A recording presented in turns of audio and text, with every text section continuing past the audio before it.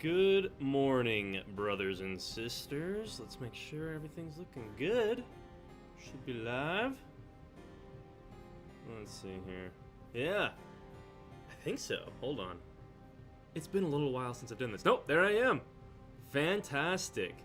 Good morning, everybody. I hope y'all have been doing well. It has been a while since I have jumped on stream to hang out with y'all and talk about the RPG hobby. I have been busy doing different videos, doing family stuff, writing zines, making books, doing all kinds of stuff, running sessions. There's a lot to get caught up on that we could talk about for a while, but it's not really what we're here to do today, unless that's what y'all want to do. We might ramble here in a minute, or we might ramble for a minute here while we let people kind of trickle into the chat, see what's going on with y'all.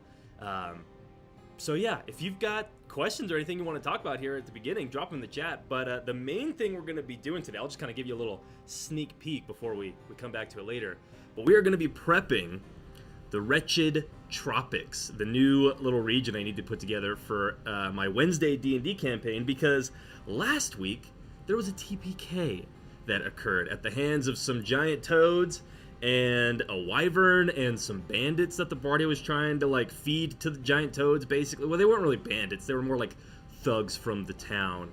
But it was a wild session last week, and they TPK'd, and we decided it would feel a little disingenuous to continue that campaign.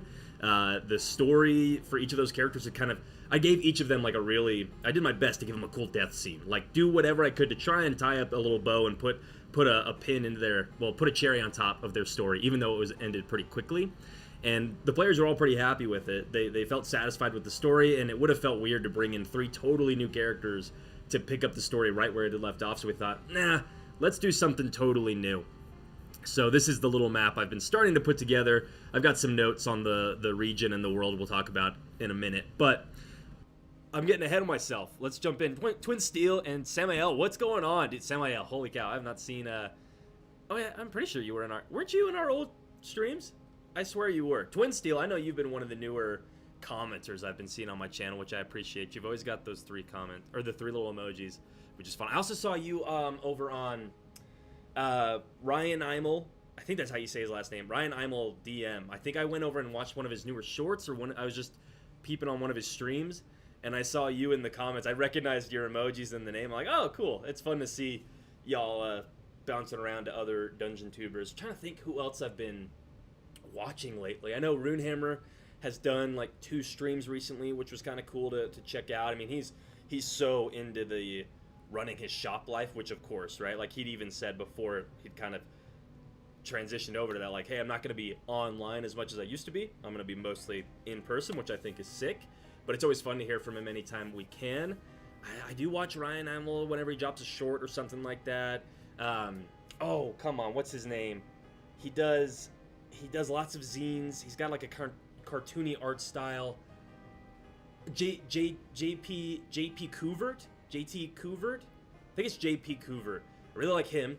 He's been fun to watch. He's been putting out lots of cool stuff. He did some really cool, I don't know if you're familiar with the channel or if you were like keeping up with Dragon Week.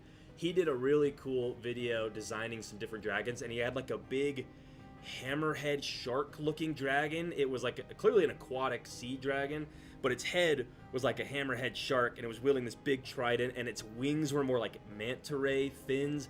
It was really cool looking. It was really sick. So it was fun to see that. Samael, now you heard me. I see it. I knew you were. I recognized you, Samael. I knew you were in a lot of streams. It's just been a while.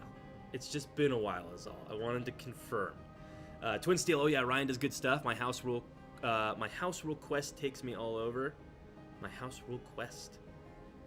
House rule quest. I don't know what that is, but Evan and Nimble. I gotta go check them out, I guess. See who Evan and Nimble are. Is it like Nimble DM or something? Is that the channel name? I'm not sure, but drop it, because I'm honestly I'm always looking for new channels to watch to get inspiration from, because the D&D hobby and the YouTube scene for the hobby is in a weird place right now. A very weird place. It feels like, I mean, just last week, like every video that was coming up on my feed is like, the tariffs are gonna kill the hobby. Is the hobby dead?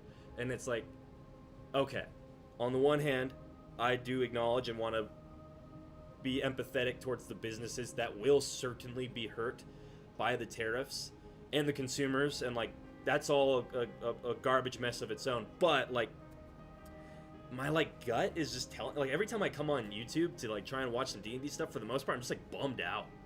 It's like, God, these like, do the creators have anything of like their own to say?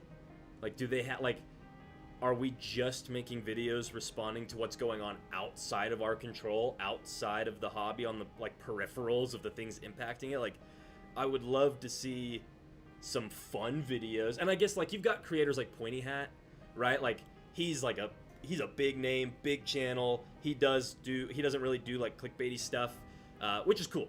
Like his channel and his vibe is not really my vibe. But like I get that why so many people watch his stuff, so I like that. But then I don't know, there's just so many other creators that I'm just like, man, I wish you guys would be like the rallying cry, like the exciting, inspiring voice that you were when I first got into the hobby. Not really feeling it much anymore, and I feel like it's reflected in the community at large. Just feels like there's not a lot of excitement about D&D or RPGs. Kind of feels like when you bring it up, it's like, nah. Like, I don't know. What do you all think about that?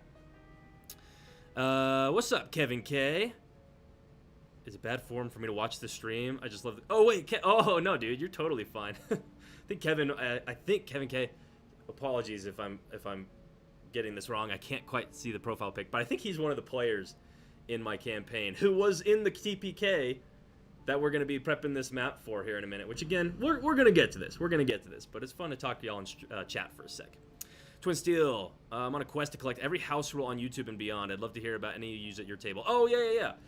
That's cool. One that I've actually been thinking about recently is attacks of opportunity, because it has just been like a rule that I've always just used, even though I didn't really want to, but I didn't know how to necessarily get rid of it. And finally, after a couple sessions in my start playing campaigns, I've been like, okay, this is just getting obnoxious. Like, there's no one can ever move without there being an attack of opportunity made. And it just like I mean, it was obviously like all of you probably have already heard this many times, but I was just like, this is keeping combat so bogged down. No one is going to do anything cool. And so I don't really have, I wish I could pull it up. Well, actually, hold on, give me one sec, and I will show you kind of how I'm thinking about applying this rule. One sec. Open let's see, Tuesday campaign. Also, let me know, how's the music? Is could the volume be turned up? Could the volume go down? Or is it good? Here's the Flutter channel. Hold on. Okay. Well, no. Where the heck is my... This works. Cool. All right. Check it out. So this is my VTT Dungeon Master screen setup in Owlbear Rodeo. This is my big campaign map for the Arc. This is where my Tuesday group, who's going to be playing tomorrow night, which by the way has an open seat if anybody's wanting to join me. But this is the map we're currently in right now. So they're fighting like a bunch of mutated heretical Inquisitors, and a character is down and not in a good spot. But anyways, the house rule that I'm thinking about using for attacks of opportunity is, let's say Galner is an NPC, but just for this example, let's say Galner wanted to go and attack this guy over here. Oh, it's not showing. Oh, it is showing my laser pointer. Let me move that so you can see it a little better. So if Galner wanted to move past this enemy to get to this enemy, that would provoke an attack of opportunity. You are moving through this person. But if Galner wanted to just take a step back, if he wanted to go, get next to his ally, or if he was like, I want to get to the ladder and start going fighting this guy, taking a step away from an enemy, moving back, that would not provoke an attack of opportunity. And that's how I'm thinking I'm going to use the attack of opportunity homebrew rule. If you want to move through an enemy, attack of opportunity. If you want to move away, no attack of opportunity. So like if there was like a hallway, like here's a good example. This was just a little, how do I get my, like a little air duct kind of map, right? I have side-scroller style. I've been really having a lot of fun with the side-scroller style map, right? But if we had a character, we'll just pull down two random minis. If this dude wanted to get past this space worm mini and he just wanted to start running this way. I mean, this is a bad example because they're in a tight air duct, but let's say this was a hallway with a little bit of room, right? That would provoke an attack of opportunity. But you could do it. You could still just move past this dude if you wanted to kind of skirt around the hallway or whatever. But if you just wanted to start running back the other way you came so that you could let another ally step up in a fight, no attack of opportunity there either. So that's kind of how I'm thinking of doing this rule. We'll see how my players feel about it. I think it makes sense to me. But that's the only homebrew rule I can really think of in the moment that you probably haven't already heard 1,000 times before. And also it's kind of specific to the side-scroller type scene maps that I've been using. Honestly, I've been doing this for a while, like the scene style map, even way back, like 2 years ago when I was like generating AI maps, which I don't do anymore. But now I've started to do the true side-scroller, and it's been working out. The side-scroller maps have been a ton of fun. It's been able to help me add like some verticality to things, and it keeps the players and the combat really focused on like what they can interact with, as opposed to like a grid style map top down. I feel like there's always a lot of wasted space on those maps where players just don't have any reason to go there. So kind of condensing it all to just down to one plane. I guess it's technically XY, so it's 2 planes, but you know what I mean. Like just condensing it down, and you can just put like the most interesting things right in front of them. I don't know. It's been cool. I hope that made sense. But anyways, let's see. Who else is hanging out? Evan Diaz is the creator of the Nimble TTRPG. I've never heard of the Nimble TTRPG. I'll have to check that out. Samuel, Wizards of the Coast is in a weird place. Yeah. I'm like very... I don't know. Like, I've seen lots of videos, mainly from Professor Dungeon Master, being like, D&D 5.5 was a huge flop. But, like, I don't know. Is that true? Is it? I don't know. Like... Just because there isn't the same, like... Just because we don't have, like, Critical Role and Matt Colville... How, like, when 5e was, like, first coming out, and they were, like, these huge, massive, like... Never really, like, been anything like that before, and everyone was, like, fixated on it. Like, just because we don't necessarily have that... For 5.5, that doesn't convince me that 5.5 isn't really popular. I don't know. Like, in Wizard of the Coast, like, Jeremy Crawford and, oh my gosh, Chris Perkins, right? Yeah, Chris Perkins, like, they stepped away. But I knew, like, I'd heard that Chris Perkins was planning on stepping away a while ago.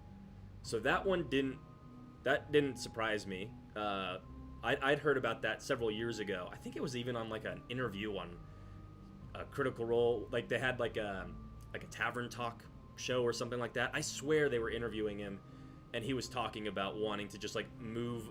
He was going to retire, and he was going to go get a cabin or a house on like the Oregon coast or something, and just like with his dog, and he'd just prep D&D for it. Like that was just what he wanted to do with the rest of his life. So when he stepped away, and then the other, oh my gosh, Chris Perkins and now I'm blanking all of a sudden, the other dude, when they stepped away, I don't know, the vibe I kind of got from some other people was like, oh my god, Wizard of the Coast is screwed. Like, all their people are stepping away. I was like, feels like, I don't know. That I don't really see the big surprise here. Like, I already knew this person was going to do it, and this other guy who they've been working together for so long, like, it kind of makes sense to me that maybe they would just want to, like, step away together, retire together. Although I don't know if the other dude is retiring so much as maybe just stepping into another company. I have no idea. But yeah, Twin Steel says D&D YouTube has been in a blue period. That's a good, yeah, just like a downer period. And I don't really know. I mean, it's on my mind all the time, just as someone who does try to put out videos. And I will be the first to admit that I do not have the desire, or like a pointy hat style video is just not my style of, like, lots of edits, lots of cuts, lots of images, like kind of a scripted sort of thing. And he's really, like, it's really good. And that, I think that's the reason why he has as many views as he has compared to little old me. But, like, this is my style, more of, like, throw up some shorts, kind of more in the moment. If I'm like, oh, I have an idea, let's film a quick video and throw it up. Like, that's just how I like to do it. And it's just not really, like, grabbing people's attention. And I don't know. I'm not really sure what people are craving right now. because I will say too, and maybe this is kind of a like hater type vibe, but a lot of the videos that do come out from the bigger voices in the hobby, I don't necessarily feel like they're the most original ideas. I kind of feel like it's a lot of repackaged stuff that we've already heard before. That's just my opinion. You can burn me at the stake for it, but that's how I feel about it. Okay, let me get caught up on chat here, and then we'll probably jump into our brainstorming here pretty soon. Yeah, Kevin K, that is you from my... Okay, well, welcome, Kevin, from our campaign. You'll get some, not really spoilers, but you'll get to share some ideas to help prep this region, I suppose. Twin Steel condolences, Kevin. Oh, boy. Yeah, I guess I should... Do you guys want to know how the TPK went down? It was pretty funny, actually. Let me go over to that campaign. Hang on. It was a brutal TPK. All right, I'll give you the quick rundown.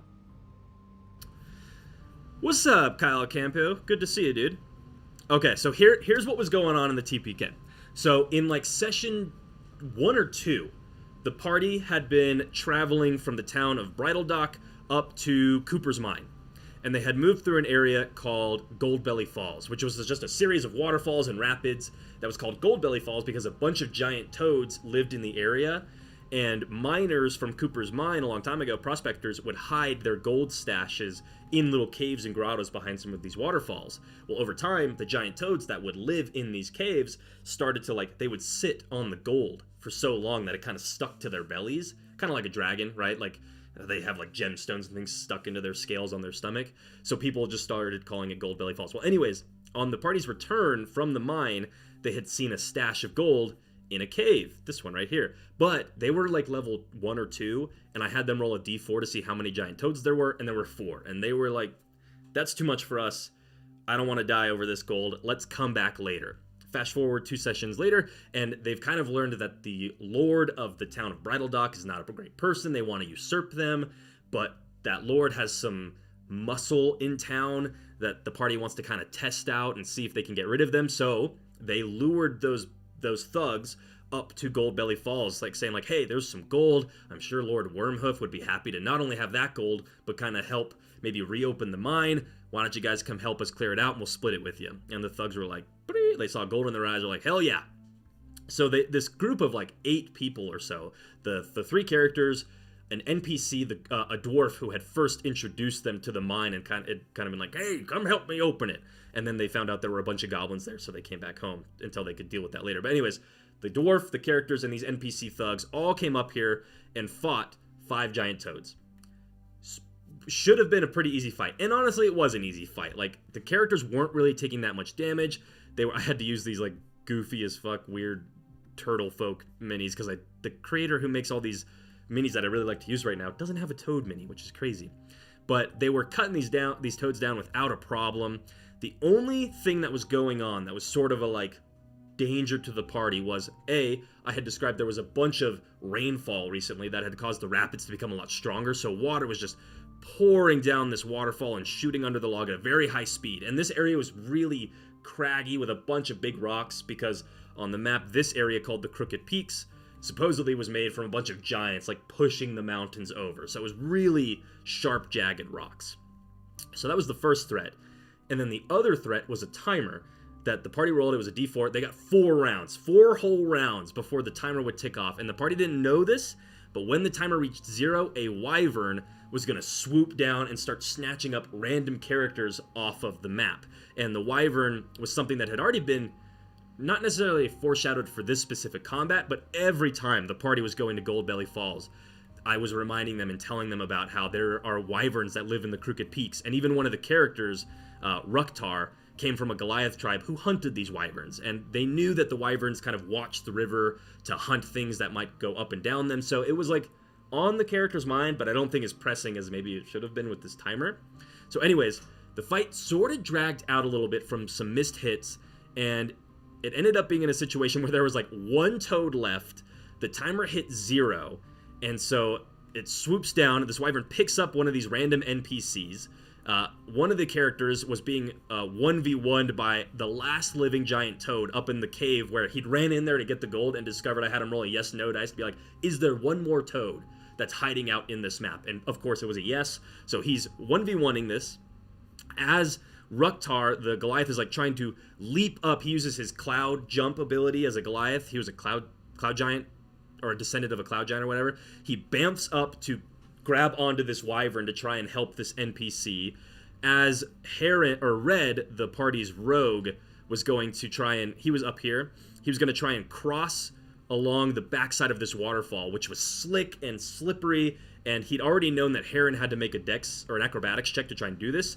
So Red attempts this, and of course it was like everything had been going so well for the party until the final round, and then they all were failing checks, one after another after another. So Red falls down into the water and takes not a crazy amount of bludgeoning damage, but he does take a bit of bludgeoning damage as he starts to get swept away in the water. Now, the party finds themselves in a situation where Heron goes down to this giant toad's attacks and is about to be swallowed, which is going to be basically a death sentence when you're already down. Ruktar is on the back of this wyvern that is climbing up into the air, and Red is getting washed down the river and smashing into rocks. And how it kind of went down was Heron failed a death save, got swallowed by the toad, failed to, death saves tally up, boom, gone, digested in acid. And he had a death vision of kind of sitting on this log, watching the river flow with his monk master. It was a really beautiful moment. It was cool. Like, all the death scenes had beautiful moments afterward, but I won't necessarily bore you with those. But then Red failed 3 strength saving throws in a row and just kept getting washed further and further and further down the river, smashing into logs and rocks, taking bits of bludgeoning damage here and there. And over 3 failed saves, it was just enough that he was dying. And we rolled a yes/no dice to be like, are you going to wash up somewhere? Is there maybe a chance you survive this, even at 0, even dying? It was a no. And so he had a vision of, as he was drowning in the river, getting knocked around by these rocks, he had a vision of being a child in the city sewers, where as an urchin, he almost drowned. He got like sucked down into a whirlpool in the sewers, but the leader of his thieves guild that kind of took him in as a child reached down into the water and pulled him up out of it.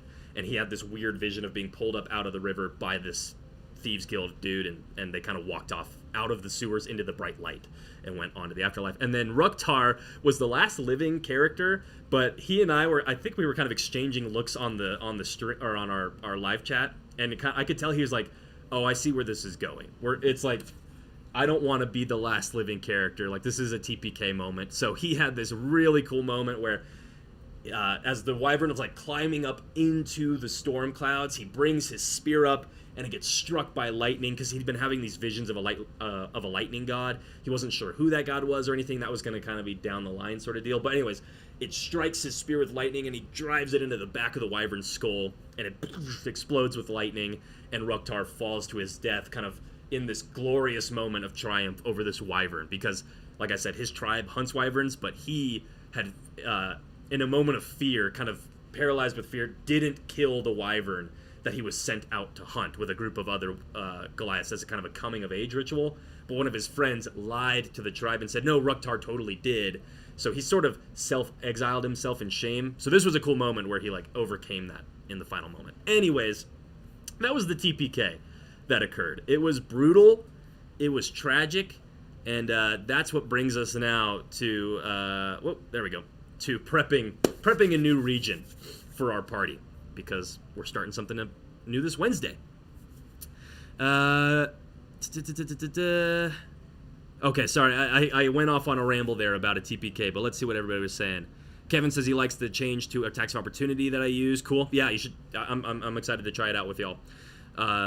Twin Steel says I like the verticality you get with the system. With the it's really nice. Like, it only obviously, well, I guess I shouldn't say it only works on a VTT. Like, you could do that with a dry erase map, but like everybody's kind of circled around a table, and so it's not quite as, it like looks wonky to some people, whereas everybody on a VTT, like, it looks the same to them, so it's easier to see that verticality without getting confused. So yeah, I'm excited to try it out.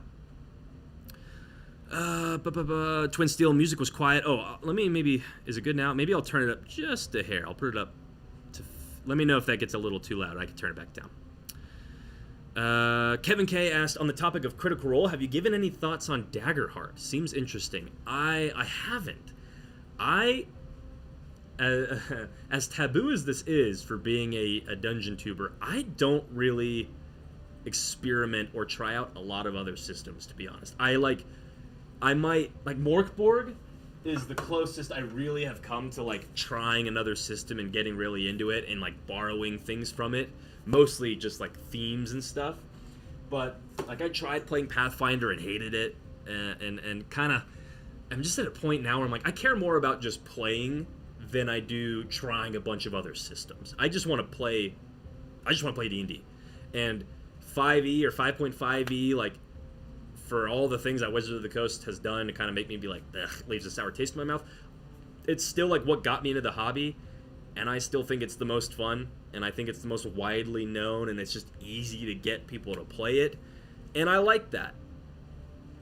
You know? And I think it's cool to play D&D, even if it's, like, the poster board 5.5 edition, and yeah, I just enjoy it. So I haven't really given a lot of thought to trying out other systems. Okay. All right. Last two messages. Kevin K says, it feels so bad that I died to the environment. I know, dude. It was brutal.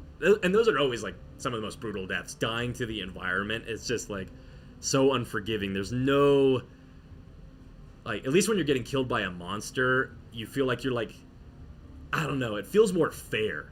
But a death from the environment is just like, oh my god. It's like the most, the environment is the most lethal, powerful thing in the world most of the time. So it's just, you can feel pretty helpless in the moment.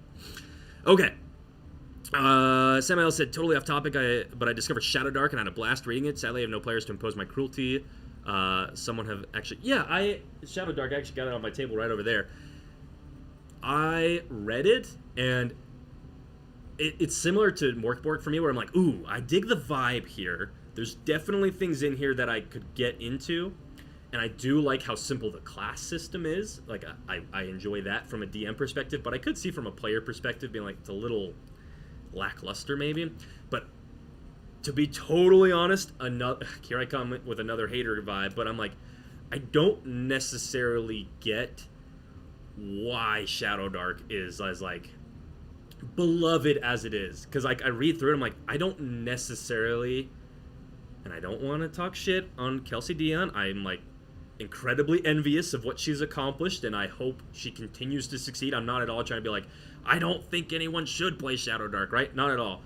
But just for me, I'm like, what's, like, different here from something like Knave? Or, like, do I have Knave? I do have Knave. See, I'm not even a poser. I have it. I support these other creators. I buy their stuff. I just don't necessarily play it all that often. But I'm like, I don't get what's super different about it. And I also don't know if I buy into the idea that it's easier to prep than, like, a 5e adventure. To me, like, all the things what's, like, simpler about it is, like, the stat blocks and stuff. But a simpler stat block doesn't, for me at least, translate to easier prep. So, yeah, I don't know. But a lot of people dig it, which I think's sick. Okay. Anything else I want to say before I can jump into this stuff? I don't think so. Okay, I think we are about ready to jump in to prepping. 30 minutes into our stream, good lord, we will finally start brainstorming some stuff. I did want to, actually, I had a couple quick announcements real fast. These will be quick after our 30-minute pre-ramble. If you are a patron of the Church of Doom, then I just released, let me get to the bigger screen here. Actually, hold on. Let's go to... If you are a patron, and you maybe haven't checked in on the patron in a little while, then know that the Traveling NPC zine just went live yesterday as part of the last Sunday homebrew of April. So it is a big old zine full of random tables to generate traveling NPCs, encounters with them, adventure hooks about them. There's even some tables for, like, a cool, where was it? It was like places where you might meet an NPC. Yeah, Roadside Rest. This was like 8 interesting environments where you could meet an NPC resting on the road. There was also one that was like, where was it? It was a really cool one. Dangerous Roads. This was probably my favorite table in the zine, and I actually did a video on one of these ideas. Just hazards to make a road more deadly or engaging for your party during an encounter there. And most likely that would be like a combat encounter. But for a $3 tithing over on the Patreon, you can get that whole zine. It's 10 random tables, and also if you are like an apostle or a martyr tier, so some of those higher top tiers that just like really help me to kind of keep doing this, I'm going to be shipping out a physical zine to everybody by the end of this week. I'm getting them printed and assembled and stuff, and it has a cool little ribbon, a little ribbon bookmark that I even staple in there as well. Which also, just so everybody is in the loop, I have gotten into the the production process of the Doom Stronghold zine from Kickstarter. So I've started making those. These are thick boys. They are almost 40 pages with quite a thick zine, if I'm being honest here, with so many random tables to generate Stronghold ideas. Whoa, it's so fresh I can't even flip through. Oh, this was one of my favorite artworks that I did for an Arctic themed Stronghold. That one was just so freaking cool. So tons of cool art that came out in this. So I'll be getting those shipped out hopefully here in the next, probably 2 weeks. Honestly, like as I've started making these, I'm like individually creasing the pages and stapling them all together. I'm like, holy cow, this is taking a while. So if you backed that project, look for that to come out here pretty soon. And then the last announcement I wanted to make is that I am running some Sunday adventures now, some Sunday campaigns, but it's not going to be like a typical campaign where you start at level 1 and you go up to level 5 or 10 or whatever. In this instance, I'm running more of an episodic style campaign where every Sunday you show up, you can bring a level 3 character. It can be the character you ran last week. Could be a totally new character, but you're going to go serve a mission or a quest for the Mad Prophet Vecna. So here's like the little quick pitch for the campaign. The realm is doomed. All that remains is to loot its ruinous carcass for gold and glory before the next great apocalypse. As a player in this episodic campaign, you'll bring an existing or totally new level 3 character to the table each week and embark on a perilous quest given to you by the Mad Prophet Vecna. Who is Vecna? He's the unblinking one, the one who sees the way out, the one who shall save your soul. Does as he commands, and you just might survive to see beyond the coming Doomsday. Each week's quest is a self-contained adventure prepped to be completed in one night. So basically a bunch of one-shots. But quests are also the machinations of your mysterious patron Vecna that might see you retrieve a forgotten tome of scripture, escort a three-eyed priest to a desecrated temple, or slay a warlording demon. Succeed, and those who survive will be rewarded with riches, relics, and favor in the eyes of your dying god. If you're looking for a truly epic D&D experience every week, that has no long-term obligations, this is the campaign for you. So I'm looking to get players signed up for this. It's $25 a session, but here's like it's not really a catch. Here's the cool part. The first one is free. So if you kind of enjoyed my videos and you kind of dig my style and you want to maybe just like see how I DM a session, or you're like, I might want to join, but I don't necessarily want to commit like $25 to that, then if you sign up for one of my Sunday games, which by the way, I've got 3 different time slots. I've got a 9 a.m., a 1 p.m., and a 6 p.m. Mountain Standard Time, so kind of just Sundays are going to be my session days. If you sign up, then you won't get charged for that first one. I'll make sure it just kind of hooks you up with that for free. So if you're watching and you just want to play D&D with me, then you should go to Start Playing. I've got the link to that. It should be dropped down below in the description. Check that out, and who knows, maybe you want to stick around and kind of play a roster of characters for this Sunday adventure. Or I've also got some open seats in my other more like traditional campaigns as well. But that's it. Those are my announcements. So why don't we get into prepping a new hex crawl region for my D&D campaign, yeah, or for my D&D campaign, yeah. Before we just like jump into that, we kind of got to get an idea of what we're working with. What is this setting, right? So this over here we're gonna look at is the old world, is the actual like world big picture stuff. And then the Retched Tropics, I've got 4 little points about what this area is. But to give you guys the context here, for the old world, this doomed campaign setting, this doomed campaign setting is 1, Forsaken. It is sentenced to death by its former gods who hastily abandoned the world following the sudden death and collapse of its heavenly sun. So very Morkborgy there in the sense of like, this world is doomed, there is no hope to save it, and every day you are closer to the end as you are being sucked into this giant black hole that is opened up at the center of this universe. And the gods were powerless to stop it. Not even the gods, in my mind, in my setting at least, could do anything to prevent that after it already happened, or like undo it. So they're just like, we're out. And so now that brings us to point number 2. This doomed campaign setting is soulless. It is sparse of enlightened life, with half of mortal kind chosen to join the gods on their great pilgrimage, and the other half all but eradicated by fire and fallen stars left in the wake of the gods' great pilgrimage. So as the gods, and this, if you've been watching any of my videos and you know like the idea of the Ark, the giant cathedral mega planet that is like taking humanity to the new world, so that is one campaign setting that I'm working. The old world is like the setting that got left behind. So after the gods, and with the help of Vecna, which we'll get to in a second, but they built the Ark, they brought a bunch of people aboard it, they're like chosen followers or whatever, and they fled the solar system. In their wake, I like to think that some of the gods were like, we can't leave any evidence of what we've done here. We've got to wipe the face of this earth clean. So they bathed it in fire, and a bunch of meteors came crashing down, like really just trying to kill everything, and they almost succeeded. But of course, there's a little bit of humanity that held out. So it's a very, very sparsely populated world in terms of mortals.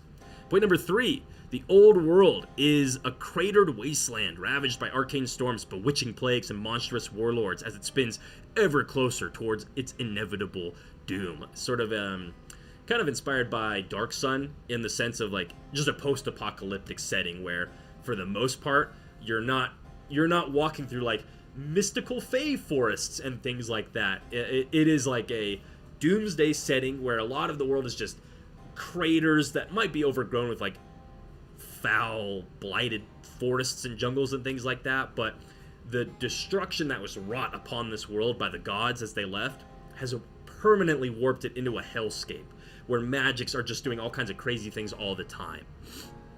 Point number 4, sorry, I'm gonna mute 1 second. My nose is getting all stuffy. Give me 1 sec. I'll be right back.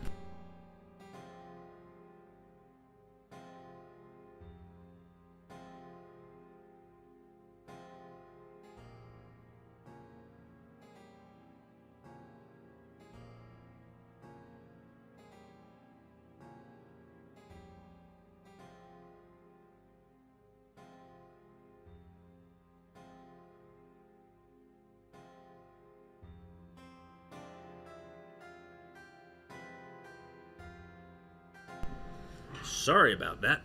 Anyways, point number 4. This Doom campaign setting is enduring. It is home to the last great congregation of mortals who dwell behind the adamantium walls of the raptured city that was smited from the skies in the final hours of the great pilgrimage. I don't plan on necessarily going into more detail or reveal too much about what that means, that it was smited from the skies. Like, does that mean, like, maybe was it a chosen city and it was going to be taken with the gods, but then something happened? A heretic, a cult of heretics, like, brought it back down? Or were they trying to, like, sneak? Were they, like, trying to, like, follow the gods even though they hadn't been chosen and the gods struck it down? Like, I think that idea of lots of different people have lots of different beliefs of why it is the raptured city and why it fell from the skies is what makes it cool.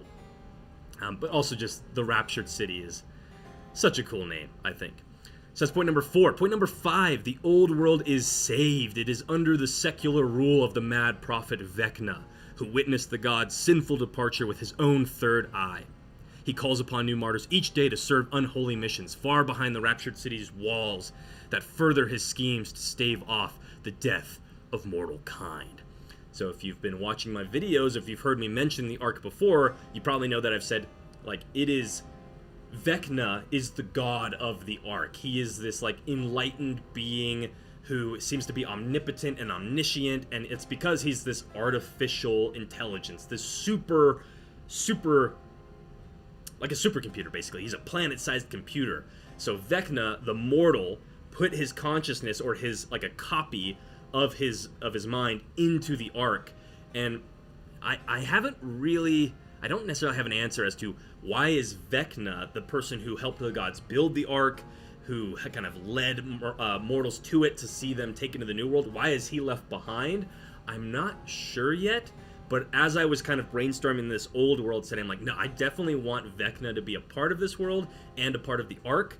So we're gonna have the flesh and blood version of Vecna here, and his consciousness on the arc. And maybe the part of the reason why he's mad is because he was left behind, or he was also betrayed by the gods. I don't know, but it's cool in my mind. So Vecna dwells within the raptured city, and this idea that he calls upon new martyrs to go serve missions, that's like what leads into the Sunday quests. You are in the raptured city, and Vecna calls upon a group of martyrs. You answer the call, and he teleports you somewhere out into the old world to go serve a mission. And then the last point here, the old world is blessed. It is a zealously magic world where the ancient prayers and miraculous incantations of the betrayer gods still fall from mortal lips. So I liked this idea, and I mean, this comes up a lot in my world building and stuff, but the hypocrisy, maybe not necessarily hypocrisy, but it's sort of hypocritical, that the mortals that were left behind by these gods despise them, they curse their names, they think that these gods have committed like an unforgivable sin, but at the same time, those gods were the ones who taught mortals how to use magic. They had prayers recited in their name that created these miraculous magical miracles. And so even though mortals despise these betrayer gods, their magics are kind of the only ones that we've got. And so I just, it's so cool to me that the mortals of this world still have to pray to the gods who betrayed them, because they've got no one else to really pray to, except like, you know, your warlocks who have discovered like an elder being or whatever, or like forgotten gods. But for the most part, most of humanity still has to pray to the very gods who betrayed them, because otherwise, like, there's no way to survive on this world without the magics. So that's big picture stuff, right? That's the old world. Curious to see what you guys kind of think about that. Where'd my glasses go? Oh shoot, where did I put my... Oh, they're right over there. Hang on. Okay, let's see what you're saying. What do you guys think about that, yeah? Kenneth Soda. Oh, Kenneth, good to see your name, dude. Kenneth said, so Dark Souls almost atmosphere? Absolutely. Ever since I first... And I'm not a gamer. Like, I barely started Bloodborne, like, last week, and I haven't even made it past the, like, first big mob of like, the commoner dudes who are all bestial, like, and they're marching down that alleyway. I haven't even made it past that. I keep dying. But ever since I got exposed to Morkborg and Elden Ring and this just like grim dark atmosphere and like 40k, I've been playing 40k for a long time, but hadn't really thought about bringing it into my D&D world until the past couple of years. But once I did it, I was like, oh, this is the way to go. It's just like, for me, my favorite type of aesthetic. I don't, for me at least, I don't like building a world that is like super magical and high fantasy with like elven kingdoms and like councils of dragons, and like it's like crowded with how many high epic fantasy things are going on, but nothing's gone wrong, you know? I like the idea that maybe that was happening at one point and you can find the ruins of a better time, but you don't live in the better time. You live in the worst time. You're in the timeline that went way off the tracks. Because for me, I think it sets up more high stakes. Well, it's kind of weird to say that. Like, the world's already over, so how are there any stakes? But like the desperation, that's what it is. The characters and the circumstances that they find themselves in, and that the communities that these characters meet, that the circumstances they're in are so dire. It is life or death every day. I really like that. And just the grim atmosphere I find easier to describe and more fun to describe. So I've been really, really leaning into that. And Dark Souls is obviously an influence on it. Kevin K said, I like how it ties into the Sunday sessions too, and it sounds like the ARC campaign you were running too. Yeah, like I've been having so much fun of having different campaign groups going on, but the settings and the lore are bleeding into each other. It's been really, really cool. So I'm glad you guys are digging the idea for the old world. Now let's talk about the Retched Tropics, which is the actual map we'll be prepping here. And this came from just sitting at my desk and being like, okay, the last setting I prepped for these guys was like a little bogland somewhere in like a mountain range and was kind of frontier remote. What's something like maybe a little different, which there are definitely shared themes here, but I looked over at my shelf and I saw the Tomb of Annihilation campaign module. I'm like, God, I always loved Cholt. I just, like, jungle settings are so, there's just an appeal, a draw there for me, and I don't necessarily know why, but like a knight running through a jungle is just way more interesting to me than a knight running through like a forest. And I think part of it might be my love for 40k and the alien worlds that like Space Marines find themselves on. A Space Marine on an alien world sort of has similarities or parallels as like a knight in a jungle. You are outside of your normal environment. So it's just been really, it has a draw to me, and I wanted to lean into that. So I committed to a sort of a jungle setting here. So the Retched Tropics is a region of the old world that is, let me make sure you can see this. Yep. It is a noxious jungle riddled with fuming volcanoes, sulfuric vents, and acidic bogs that shroud even the tallest mountains in a putrid yellow haze. So that first point just should give you an idea of why I call it the Retched Tropics. Or I also thought about calling it the Retching Tropics, but it just didn't sound quite as good. But retching of like puking and throwing up and just like dry heaving, and that sort of the sounds and the disgusting vibe that goes with that. I just wanted to bring that right over into a jungle where the jungle itself is retching and puking up acidic bile and lava and noxious fumes, and it's just like the jungle almost feels like you're walking through a monster's gastrointestine, right? That's sort of the vibe I wanted to have. Point number 2, the Retched Tropics is one of the last frontiers left unconquered by mankind before the Great Pilgrimage commenced. Many settlers, towns, and strongholds now cling to the jungle's coastlines for dear life. Now, I did need to clarify, my players, I'm glad I sent this to my players to get their feedback, because from what I wrote, I kind of got the feeling of like, oh yeah, the Great Pilgrimage happened a long time ago. Like a long, long time ago. And so the people who are left here it's been a couple generations maybe. Like 200 years maybe since the people left. But my players were kind of writing or pitching their characters as like, oh, I was left behind as part of the Great Pilgrimage. I had to be like, oh, I like that, but that happened a long time ago. So I wanted to convey that to, or make that clear to you all here, that like the Great Pilgrimage commenced a while ago, and so whatever civilizations are still clinging on to for dear life here in the Retched Tropics have been doing so for a long time, and most of them have just fallen and been completely overgrown and lost to time, right? But hey, 55 on Tuesday says, welcome back to the live streams, dropped a $10 super chat. Thank you. Thanks, 55 on Tuesday. I appreciate that.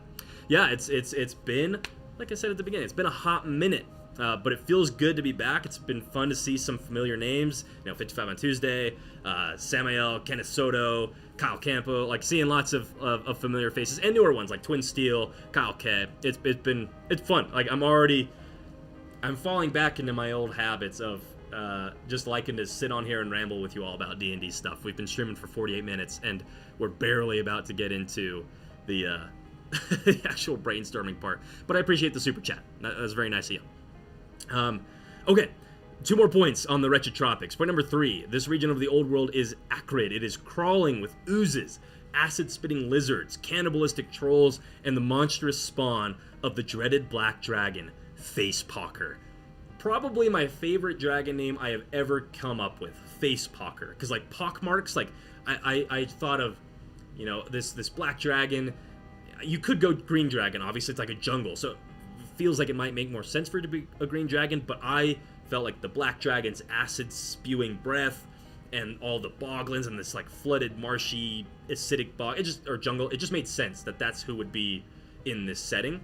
And so when I was thinking of acid and melting things like pockmarks in a rock, or like the aliens from Alien, like the acid will melt into the metal and leave those pockmarks, I just felt like, yep, it's gotta be this like ridiculous heavy metal silly sounding name, Facepocker, which like it sounds like other. You could call that something else, and that would also be pretty funny. So that's the name I went with the ancient black dragon of this area. And then the last one for the Retched Tropics it is bountiful. It is a fabled land amongst desperate mortals who come here to plunder its not yet discovered golden cities for enough tithing to bribe a god. Or they come here believing it is so remote that the Doomsday will never find them here. So you've got, that legend of El Dorado, this idea of, well, that's like a story, but then you have like it is a common trope that kingdoms will sweep into a tropical area, a jungle area, or a less developed area and just plunder it for its riches. I wanted to bring that to this setting, of course, but introduce this idea of like, they haven't been discovered. Like, is it even real? Like, do they exist? No one's really found evidence that they exist. Like, are we just going out in search of human settlements that have just been overgrown, but they were nothing that grand, and we're gonna just kind of find like an amount of treasure that is not what we were led to believe it would be? Or are there truly golden cities that are somewhere in this jungle? Like, who knows? So I wanted to have that option there. But then also I just like this idea that this jungle peninsula exists somewhere on the old world, that you'd have to sail for like months on the Dead Sea to even reach it. And these superstitious people of the world believe like, oh, thank God, we are so far away from humanity and the dying sun that we can live out the rest of our days here, and the Doomsday will never take us. But of course, you've come to this area of, like I said, cannibalistic trolls, acid-spitting lizards, and oozes, and it is a terrible environment to live in. But hey, maybe you can live here longer than you could anywhere else. So that is the summary of the old world setting and the Retched Tropics that we'll actually be prepping. And it's going to be just a little 12 hex map, so I've kind of distinguished where the region of the Retched Tropic ends. Like, once you get down to here, these sort of grayed out hexes are, a different region that we can maybe prep in the future. But for now, we got to start brainstorming what are our 12 hexes. And each hex is kind of at least how I do it, is like a hand-waveable amount, a footprint on the world. Is it like a day's travel? Is it a week's travel to get through a hex? In the context of this campaign, it'll probably be somewhere in between. It'll be like 4 days worth of trekking to get through each individual hex in terms of scale. But so the name that we give to each hex, or the point of interest that we assign to it, is like the most prominent, interesting, dramatic thing that we could find in that area. And it doesn't mean that's the only thing in that area. There's like a bunch of wilderness surrounding it within that hex. But in terms of like prepping an adventure for that hex, or thinking about the random encounters that might be going on there, I keep it focused on one central point. So everybody who's with me in chat today, why don't you all start dropping some ideas of what is in this area? What could be some hexes that we could start populating? And you don't even need to necessarily, like, we're not going to go like 1, 2, 3, 4, like we won't go in a numbered order, but I have numbered them. So if it helps you, or if you have a specific idea for where something should be, you can kind of drop in the chat, like, point hex 3 could be this, or just start with like 1 dot and then drop your idea to kind of help me understand where you're referencing. Some of the like first ones I feel like we need to figure out are settlements and volcanoes. And you can see I already was doing a little experimenting with some art of like what could be, like, is this like a ruin, or is this a city? Is this like a temple over here? These like black and white images that I've dropped into the hexes, they're layered, so I can take those off and swap them out. So if they're a little distracting, let me know. There was actually, I should show you another cool one. Oh, was it a image? Hold on. Oh yeah, it was this one. Hold on, I just want to show you this because it's cool. Oh, what the? Where did it go? Oh, then we do background remove. There we go. So like this is a hex we could do for like one of the volcanoes, right? Oh my gosh, ungroup. And I'm kind of thinking I want this hex. I am thinking number 1 should be a volcano, like right at the tip of the peninsula is one of the like most active destructive volcanoes. And I already sort of like this vibe we've got here of, if you want to sail into the biggest city that is left here where people are living, there is this volcano that is spewing out lava into the ocean that is causing it to like steam and boil. Maybe like the waters leading into this city are literally boiling. So if you fall overboard, you're almost certainly gonna die. But also there's like elementals in the water too. Like you could have lava elementals that are kind of like, I guess they would turn to like solid stone if they were in water, right? But I don't know. I feel like there's potential for a cool idea there. That you've got this volcano that is spewing elemental magics out into the ocean and doing really dramatic things. I think that could be cool. Hey, Infinite! Hello, welcome back. It is good to be back. I'm happy to see you here with us.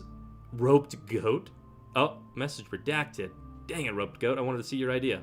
I'm guessing retracted means they deleted it and they weren't blocked for saying something horrible. I'm gonna hope that's the case. Kevin K saying we need some temples, we need some monster lairs, an uncrossable river. Agreed.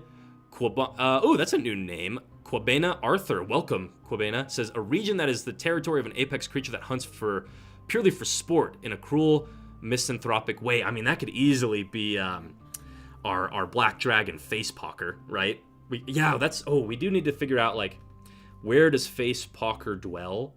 And I think Facepocker either is going to be at 0.5 or hex 5, like right in the center of this region, or they'll kind of like be a little more remote over at 0.7.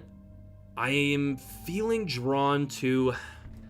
I think that there are pros and cons to both. The pro of going in the middle at hex 5, having that be Facepocker's lair, is they can sort of observe and watch over the entire jungle, even though, I mean, like, sort of, as best as they can, given that it's filled with, like, an acidic yellow haze. But, like, anywhere you kind of go, as in terms of the characters, like, anywhere they want to travel to, they always are paranoid of, is Facepocker watching us? So that's a big pro of having it be in hex 5. But I also feel like that pro is also a con of, like, gosh, like, this dragon is, like, a dominant theme. Like, every session you're almost worried that the dragon's going to show up, which is a con in the sense of it could be a little distracting. So the pro of having it be in 0.7 is you don't have that problem. Like, Facepocker's a little more isolated. They keep themselves hidden away in their lair where they've been sleeping for who knows how long. So you give your players more freedom to explore the area, and they can go to Facepocker if they want. I'm not sure. Let me know in the chat. What would you do if you were in my situation? Do you have it be something super prominent in hex 5, or do you have it be not so prominent and put it in hex 7?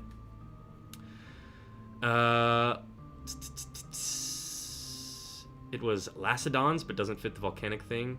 Oh, Lacedons. What's a Lacedon? I need to look that up. Is that like a dinosaur? A Lacedon is a... Oh, no, wait, what? Lacedons, also known as sodden ghoul. Oh, cool. It's a Forgotten Realms monster. It's an aquatic ghoul. Here, let me show you guys what I'm looking at. This is a Lacedon.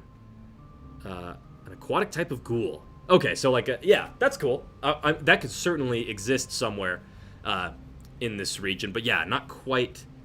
Like, I don't know if it needs to be, like, the dominant point of a hex. And also, like, I don't bother hexing out the ocean of the Dead Sea, just because it's, like, your players aren't trekking across that as often as they are land, obviously.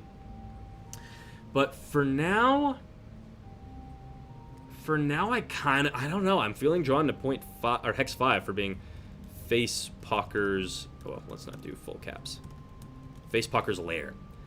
Now, what is that lair? I mean, it could be an old city. It could be... Ooh, I kind of think it would be cool if he lived inside a dead volcano. Like, it's not active. It doesn't have lava. Well, it's almost like I want it to be a volcano that Facepocker lives in, but because it's a black dragon, I don't want it to be a lava volcano. I think it could be cool if it was more of like an acidic, sulfuric volcano. Yeah, that would be cool. Let's do, yeah, a sulfur volcano is Facepocker's lair. That would be very cool. Other ideas we could do. I mean, we need a town, right? And I feel like I've got an idea for maybe one here at hex 4, but that also could just be ruins. Now hex 7 seems like a good spot to put a settlement.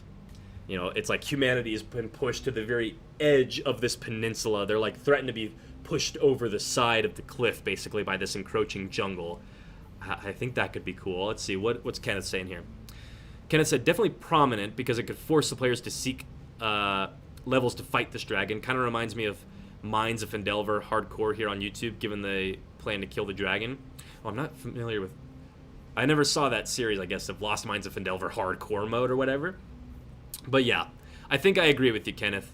Putting Facepocker right in the center of the map and just having it be this deadly, prominent threat the players kind of always have to be nervous about. It's probably the way to go. I do think that could be cool. And I don't think I want Facepocker to be like... He's not active. He's not like flying out over the jungle all the time and like building up a horde, right? This is going off of our lore that we dropped over here. Like, it's such a remote area that people believe if they go here, the Doomsday will never find them. So I think Facepocker is a slumbering, sleeping dragon. Every once in a while, he might wake up to go feed, but it's not like he's... You know, the human settlements that still survive along the coastlines of the Retched Tropics do not have enough wealth that Facepocker is going to, like, attack a city and loot the king's vault, right? Like, he might show up and demand tribute from these people. Like, maybe some of the... This is just a random idea. I don't know if I'm going to commit to it, but, like, maybe every time Facepocker wakes up, the people have to give a huge amount of food that they've, like, pulled out of the sea. Right, they've been fishing for several months, and now it's time to feed Facepocker. That's kind of what I sort of see the interaction being between the people and this dragon. Okay, so we've got Facepocker. I think I do want to do some sort of community here. What do I want it to be? I don't want there to be cities, or if there is a city, like, most of it has been abandoned and the jungle is already growing into the city, and what's left of the people here are kind of just, like, pushed to the northernmost edge of the city, sort of living in, like, a slum, maybe? Oh my gosh, I'm so sniffly today. So what would be a cool vibe for our city here, or our settlement? We talked about how it's one of the last frontiers. So it could be like a stronghold, like Vecna or a Forgotten King sent their knights here to start, you know, to claim this jungle for the kingdom, but they failed, and now it's like a big castle that people live in. I like that idea. What could be cool for a castle in the Retched Tropics? Is it like carved into an outcropping of rock? Maybe we could do another volcano sort of theme here. It is the most prominent environmental theme of this area is the volcanoes and the bogs and the sulfuric vents. So maybe they built a castle on top of a truly dead, inactive volcano. That could be kind of cool.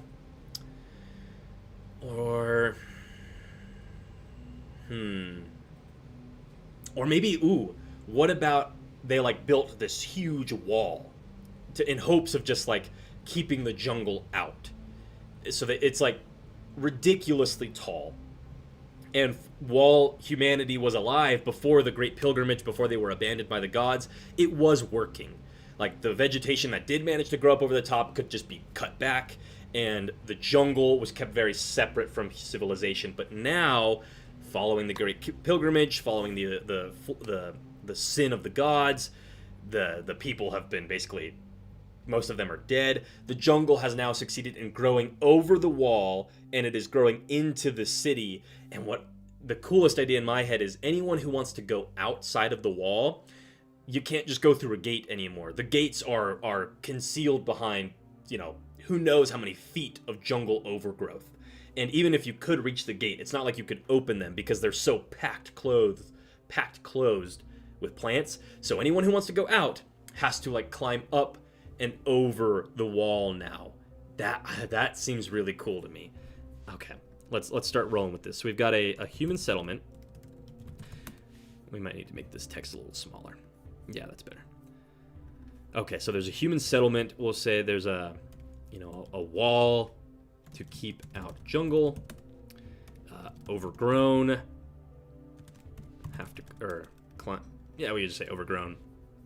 What's like the theme of the people who lived here, though? You've got the wall, which is cool, but if we had to pick like a word to kind of describe the culture or the economy or something about the actual people that were living within the wall, what could that be?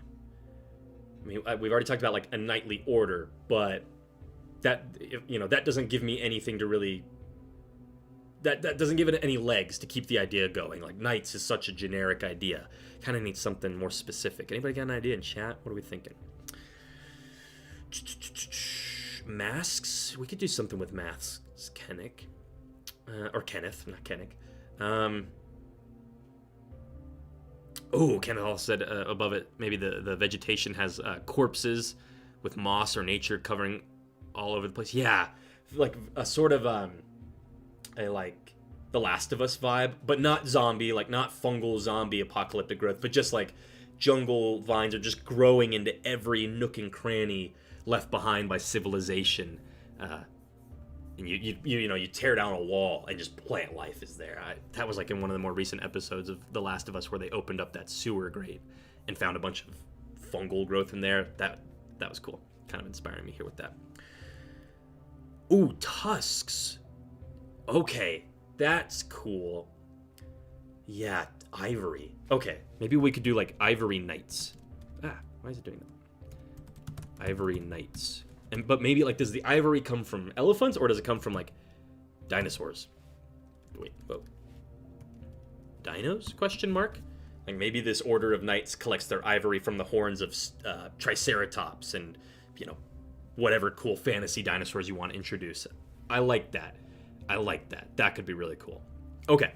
And now I'm thinking of like the settlement itself has like big ivory archways and like statues depicting these like fabled dinosaurs and the knights who slayed them. And there was a coliseum where they would fight dinosaurs. I mean, it's very, anything where you use dinosaurs in a jungle is like, well, it's just like Cholt, right? It's just like what was the name of the city in Cholt?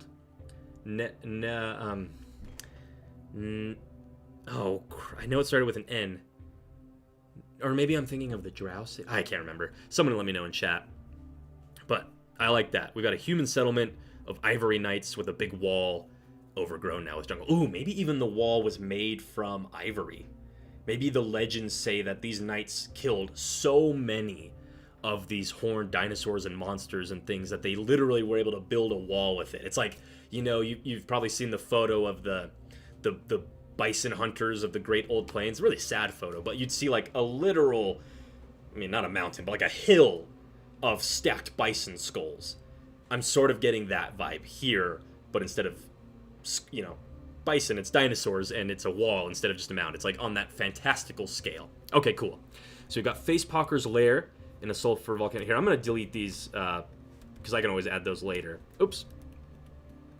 But just so they're not kind of committing us to an idea too much. Drop those down. All right, what else could we do? We could do... I mean, we got to do more... Gotta do more volcanoes in a bog. We could stick with this idea up here of a volcano. Drop that down. Start dropping these down in size because we're gonna have to do it anyways. So we've got an. What could be cool about this volcano? It's at the northernmost point of this jungle peninsula. Is it the most violent? I mean, we kind of lost the ability to have like a boiling sea. As people were... I guess we could always... Maybe we just move the volcano down to here. So that way, you know, this landmass right here was formed from the volcano kind of spewing out its lava over millennia. And it's expanded it slowly north. But then we also allow us to have this elemental boiling sea down here. I still like that idea. A boggy type of volcano? Okay, yeah, I don't know if I want to do that with this one, but I do think a boggy volcano would be cool. We have a sulfuric volcano here. Maybe we could do like a...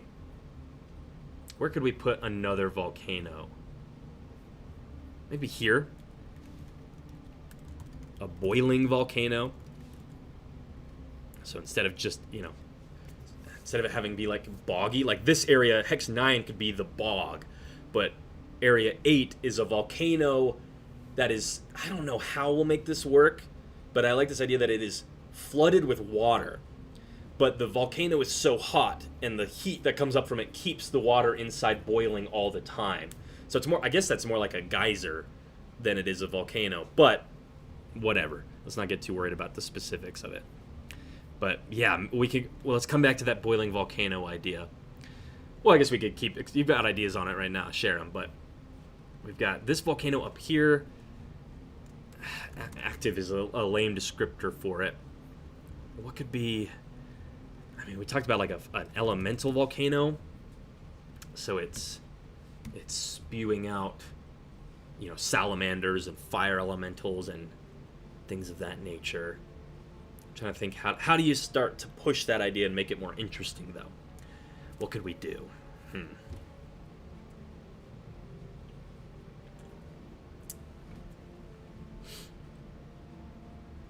Maybe. Could it be like... I kind of lately have been going back to the idea of insect hives a lot, of just things riddled with holes and things crawling in and out of it a lot, and like a beehive, big like funnely sort of shape. Could we do some sort of hive volcano, like elemental insects?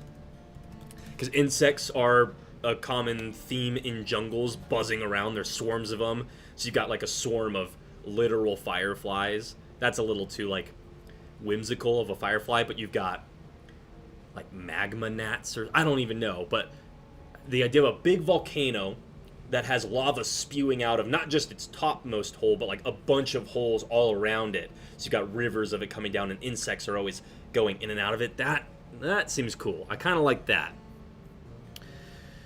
Kenna said a volcano that shoots out liquid gold?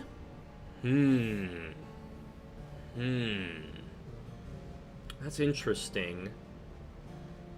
Could kind of be something with the idea...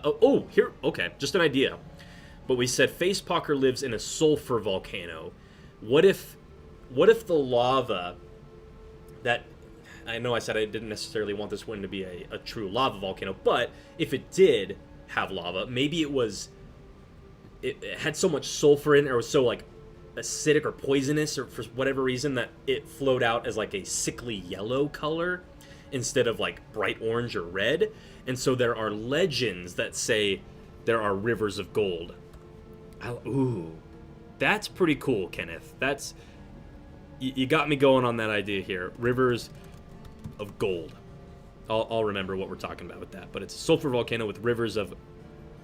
It's not actually gold, but people believe it is. So that also could be like, it's led to rumors that Facepocker lives, like inside this volcano is the lost golden city, but Facepocker's claimed it, or something like that. That could be cool. Okay, so we've got Facepocker's river or volcano. We've got a boiling volcano, so we could also say it's flooded. Flooded with what? Like, maybe it's got like caves that like are open to the ocean, so the ocean waves kind of work their way into the bottom of this volcano and then spray up through the top. And maybe like ocean caves, question mark. I think that could be cool. What kind of things could bring water to a volcano, or have like a steaming, hissing sort of thing? I mean, when I think of a jungle, I think of lots of rainfall, but why? Sorry, my landlord is here. He's knocking on the door. I'll be right back.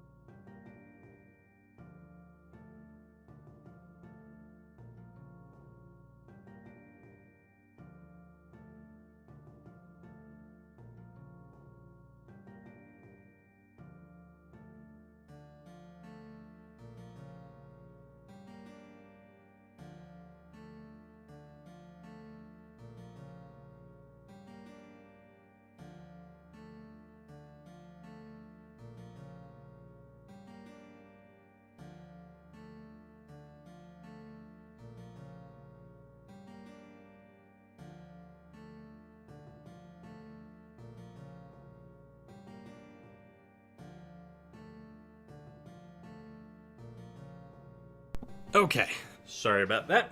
Anyways, what were we thinking with this flooded volcano? I don't have ideas jump into mind immediately, so maybe we'll come back to it unless someone has something in chat. But let's see. Let's take a zoom out here. We've got one settlement here.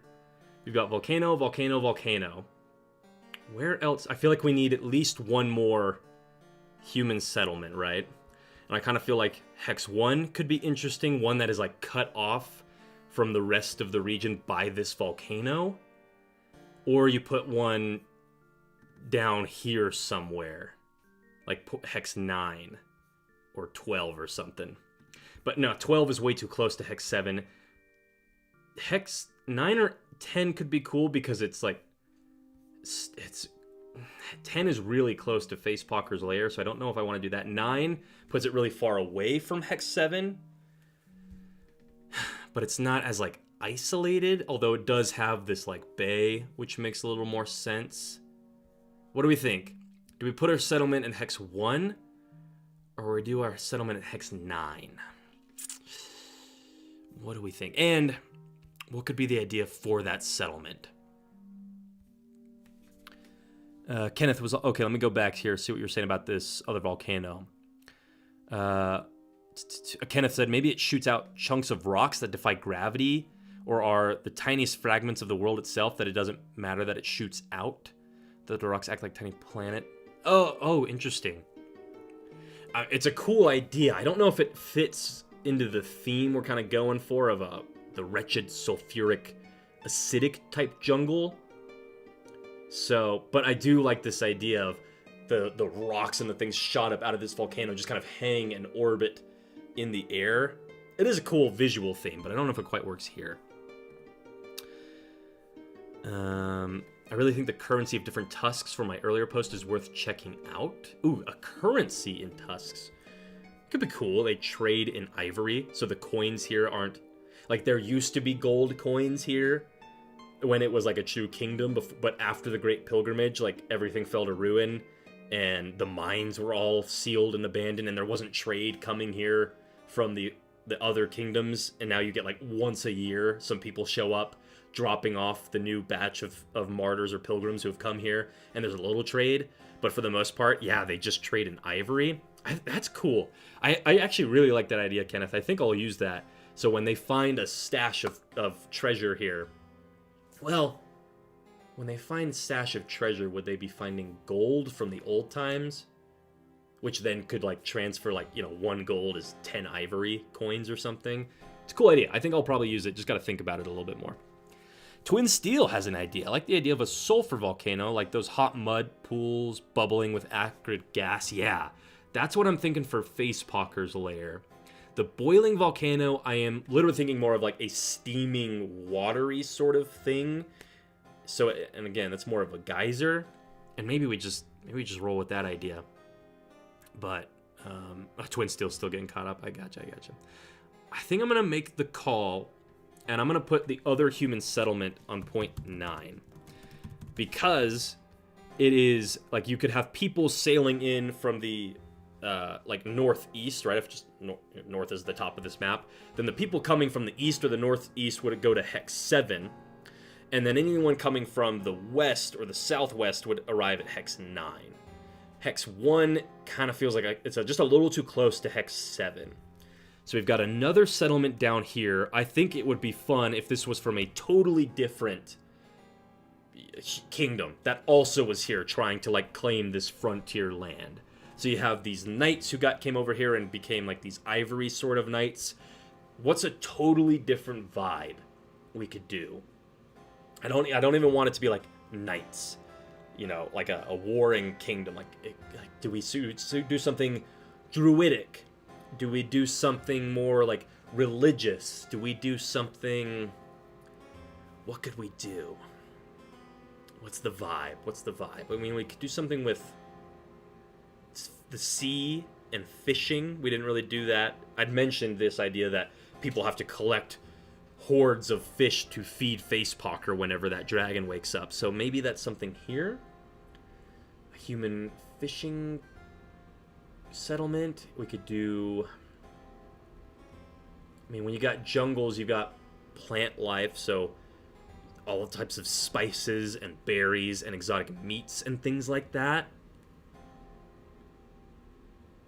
Oh, Kenneth clarifying, saying for the different types of tusks, you got like boar tusks are low income, elephant tusks are medium to high income. Oh, that's cool. So, wow, okay, so like the different, like where the ivory comes from dictates how much it's worth. Oh, that's cool. And just, I don't even know if maybe this idea is lame, but like they get a tusk of ivory. Oh my gosh. Okay, in my head I was like, they whittle the ivory into coins and then they stamp, but like carve onto the face of the coin. Like if you took it from a boar, then you carve a boar's face onto this ivory coin. And if you got it from an elephant, then there's an elephant's face on this ivory. But it sounds like what you're saying is you're like literally are like, you have a pocket full of little ivory horns taken from a boar, and those are like your gold coins. But then if you bring an elephant ivory tusk, it's like worth like 1,000.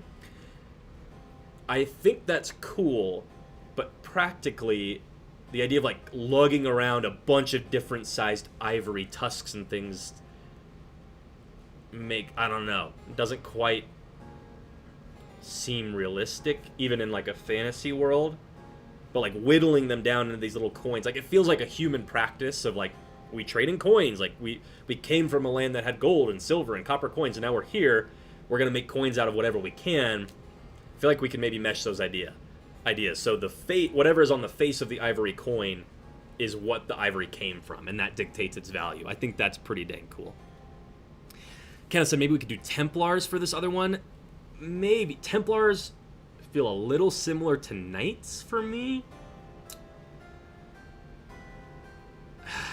I'm feeling drawn towards like the spice trade.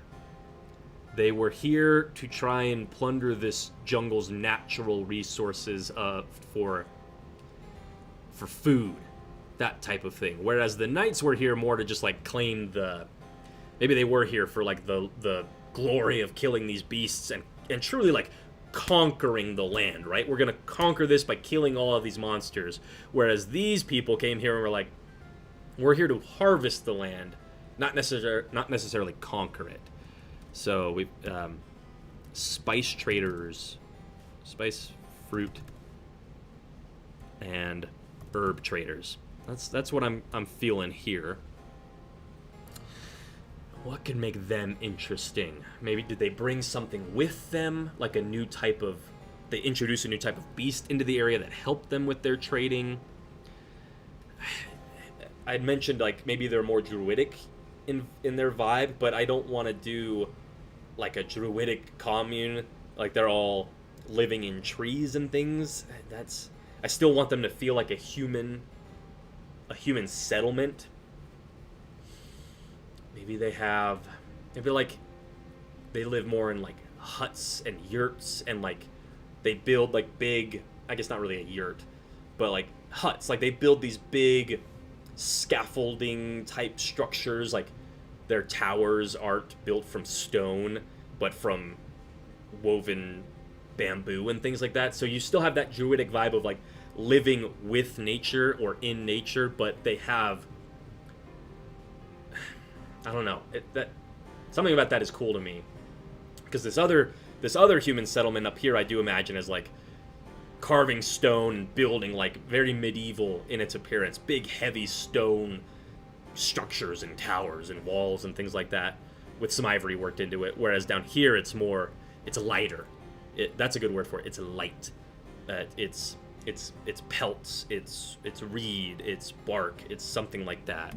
So we'll go with scaffolding reed towers. Could be cool. Kenneth saying fishermen definitely wouldn't have much like armor. Like, yeah, I do think we could do fishing too here. Or, I mean, we could always introduce like a fishing community up here too at Hex 1, but if I want this to be an extremely remote area, I think if we have 3 different settlements, all of a sudden it feels like, well, this doesn't feel very remote. It feels like there's lots of people. Now, that doesn't say that as the party's exploring this region and they arrive at Hex 1, they couldn't find like this tiny little commune of like 15 fishermen who've just been living here for, you know, generations, but they're not like marked on the map. Like Hex 1 isn't dominated by this tiny little fishing community that maybe the party finds. I do like fishing too. Like they had like lots of fish scale armor and things like that. Yeah, that's cool. So they're anglers. Fishermen. Scale armor. That's cool too. Yeah. And fish armor, scale armor feels light. Just like how, you know, I want these guys, the Ivory Knights, to feel heavy and big and imposing. These guys feel light and nimble and a little more, not frail, but they're more like gatherers. You've got your hunters at Hex 7 and you've got your gatherers at Hex 9. That's cool. Okay. All right. Oh, Scarlet Demon. What is up? Oh, message redacted. I'm sure you're retyping something, but good to see your name here, Scarlet Demon. Happy to have you with us. And by the way, I have to move when I had to step away for my landlord. He's got somebody coming here, like work on something on the side of the house. I have to move my car before they get here, and that's around noon. So we'll probably stream for another like 30 minutes, and then we'll probably call it a day because we'll have been on here for 2 hours. So let's see how much of we can get done in our Hexcrawl map here. Scarlet Demon said, the gate is now made of sentient vines and roots that judge everyone or everything that passes through. Ooh, Scarlet Demon, that's pretty dang cool. You're coming in a little late, I think, though, because we had talked about this idea of having Hex 7. This settlement had this huge wall of ivory, of tusks and horns that they'd like built up to keep the jungle out. So I don't know if I want to necessarily do another wall here, but I'm happy to have you here, and I appreciate you dropping a message in chat and kind of sharing an idea. Which, for everybody else who's watching here, right, I've got, how many weirdos do I got hanging out with me today? I got 14 of you? Yeah, 14 of you. You got 30 more minutes with me. So drop your ideas, and it can be for any of these other hexes. We definitely need to do some sort of sulfuric or volcanic bog. I'm kind of feeling like that should go in Hex 3. Between this elemental volcano and this sulfuric volcano. Sulfuric bog. What is cool about the sulfuric bog? Is that where our cannibal trolls live? It makes sense. I mean, the trolls really could live anywhere. Their regeneration ability just... Although... Wait, do trolls regenerate? It's fire and... Oh, fire and acid damage. Oh, interesting. I hadn't thought of, in my head it was just fire damage. But yeah, trolls living... Maybe they wouldn't live here then. They would live somewhere else. But I still want to keep the idea of cannibalistic trolls living in this jungle around, because to me that just emphasizes how resilient the trolls are. They live in this acidic jungle that should kill them. It should just like mean that they have no way of surviving, but they're so stubborn and they're so monstrous that they're able to persevere no matter what. And maybe that's part of why they're cannibalistic. Like, the only way they can live here is if they eat each other. I think that's pretty cool. So wait, we need like... Oh, you know what? The trolls are going to live, I think, at Hex 1. The troll... Maybe they'll be the troll caves? Or something? Or the troll... I want to put them somewhere remote. No, that actually doesn't make sense, I think. I think they need to be down here somewhere. Maybe they're at like point 11. This is where the cannibal trolls live. Let's see. I don't know what they live in, but they live down there. Scarlet says, maybe if the jungle is absurdly thick, the people could have been detached for such a long time that they are entirely unaware of everything happening outside their walls. Definitely. I mean, that's a very common theme throughout my setting of the old world, that it's people have lived in isolation from the rest of the previous world, that for so long that people have started to go a little crazy in their zealous manic isolation. Okay. So we've got our settlement, we've got a boiling volcano, elemental volcano, human settlement over here, the Ivory Knights, we've got our cannibal trolls, we've got Facepocker's lair of the sulfur volcano, the sulfuric bog, What else could we do? Maybe we need...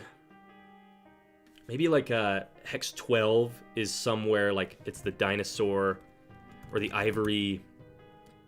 I'm trying to think of another word for jungle. The ivory thicket, the ivory... The tangled... Oh, the tangled ivory. That's kind of cool. It makes me think of when like elk or deer kind of get their horns kind of caught in each other when they're fighting. You've got a double meaning there of the tangled ivory, where it's this tangled, thick jungle where a bunch of the biggest horned beasts live, and that's where the Ivory Knights would go down to. They'd take their trek through the jungle to reach Hex 12 to hunt these things. So it's such a thick jungle that it's tangled, but also these beasts there's so much ivory to be found down there that there's this idea, this legend that it was literally like tangled together.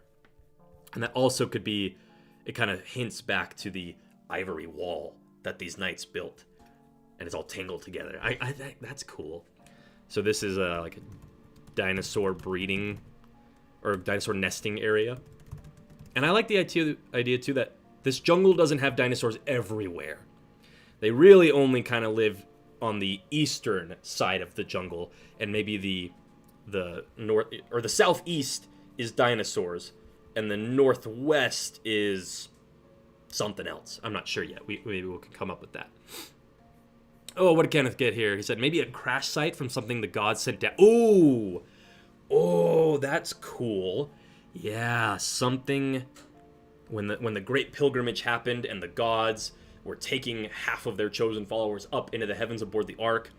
They were throwing stars down here to destroy what was left. Maybe that's point 1. There was another settlement at Hex 1, but now it's just been destroyed. So we could do... What type of... Like, there were craters, but now they've been overgrown again by the jungle. So you've got, like, sort of this weird topography of just these big ridges, and then they go down in these deep pits, and they're all over the place. So if you were like looking, kind of, if you were able to stand at the top of the highest peak and you were looking out over this area of jungle, you've got these like really narrow mountain ridges that kind of flow along the top of the land, and then they all decrease down into the jungles. What would be a cool name for that? Like the sunken jungle? That doesn't sound cool. But it makes sense for what's going on here. The jungle is like growing down into these recessed areas, or maybe like the valleys. The valley of... I don't know. But I really like that idea, Kevin. I'm going to just put cratered jungle for now. Let's see what other ideas pop up.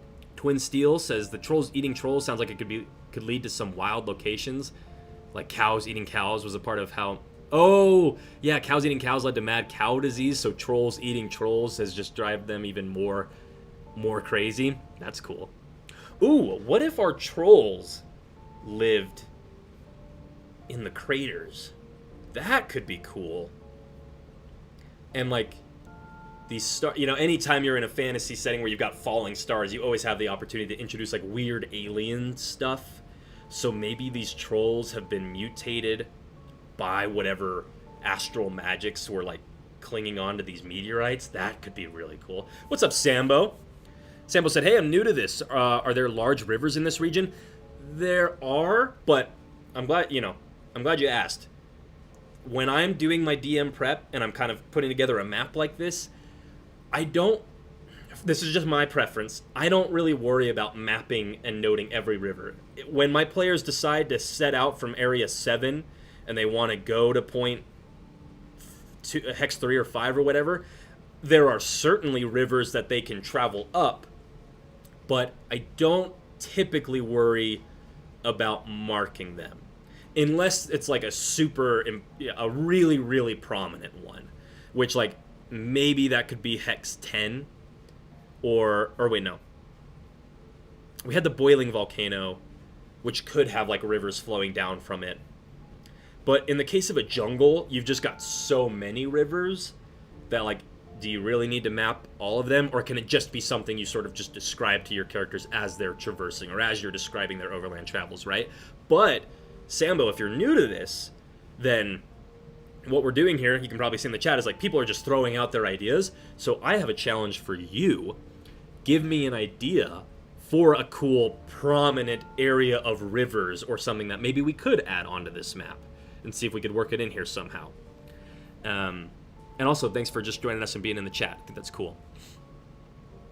Okay, we've got Kenneth dropping some the word, maybe something with like the theme of bombarded. Yeah, the bombarded vines, maybe.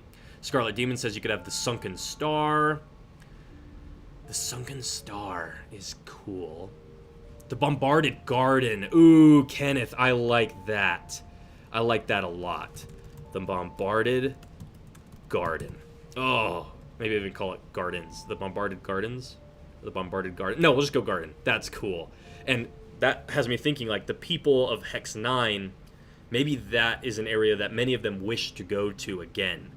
Now they believe it, like, because they harvest fruits and herbs and spices and things, like, maybe there's some really weird stuff to be found there now. So this was a settlement, or it was a leveled settlement. Craters filled with plants, or we'll just with jungle. And then of course we got to do aliens? Question mark. This is where your aberrations can be found, and I like that it's separated by this volcano.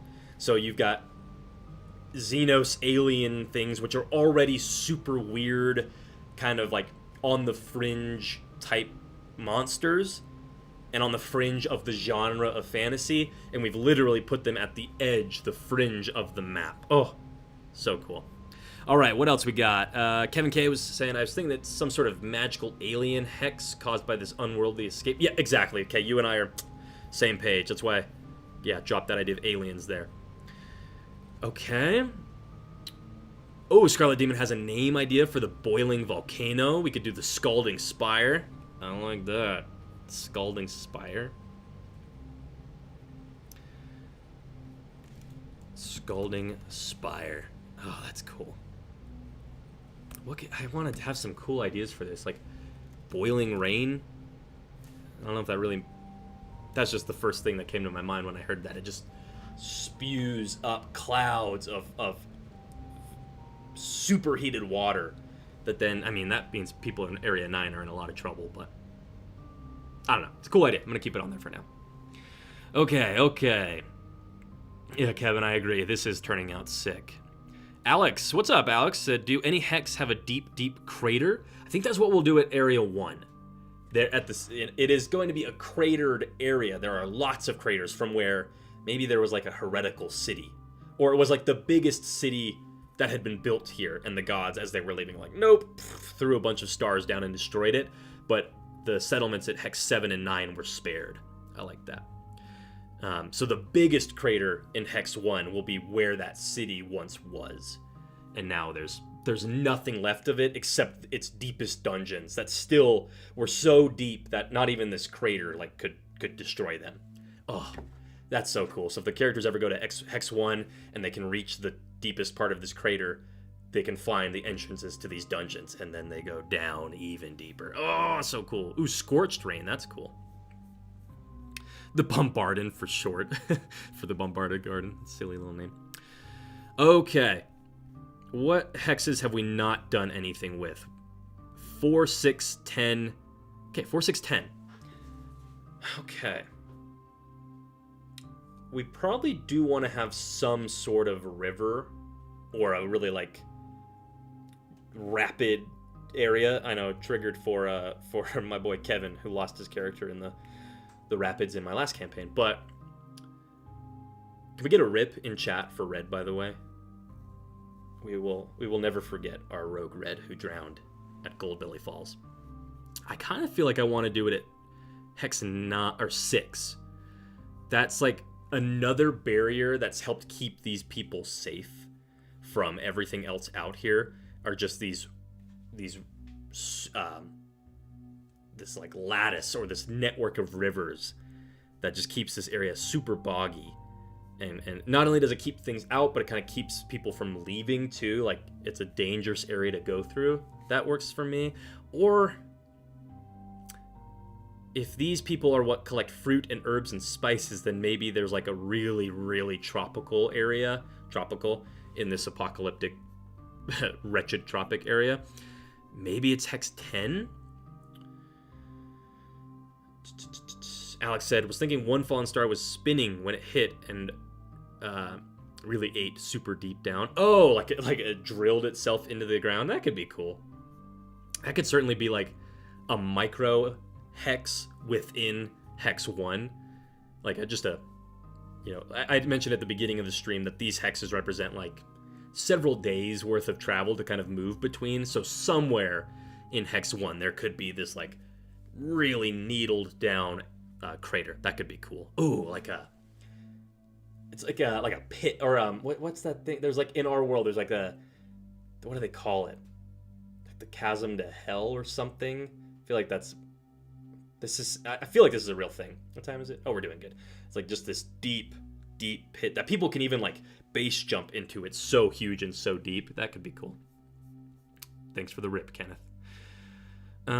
Scarlet Demon said, for Hex 6, given that it separated the settlement, the people could have enforced like druidic magics to protect themselves, making it almost too lush, and a utopia and utopia like, making it almost a maze. Ooh. Okay. Maybe it's like when I think of a jungle and I think of plants, you've got the man-eating plants, right? We've got to have that somewhere in here. I do think it could be cool at 6, but now that we're talking about man-eating plants, I almost feel like it makes more sense to do something near these druidic type of people who maybe the early settlers were trying to use magics to cause this plant life to grow even bigger.